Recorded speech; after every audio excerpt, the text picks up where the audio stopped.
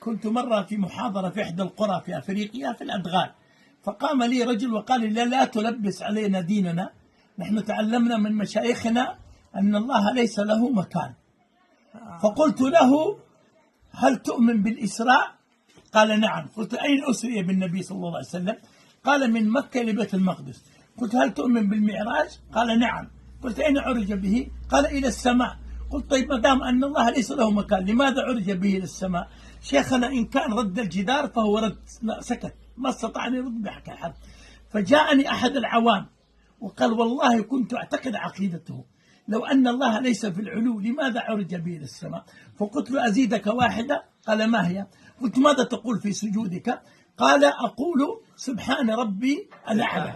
قلت له: طيب لماذا تقول في سجودك سبحان ربي الأعلى، وإذا قمت قلت يا وهابي لا تقول إن الله في العلو؟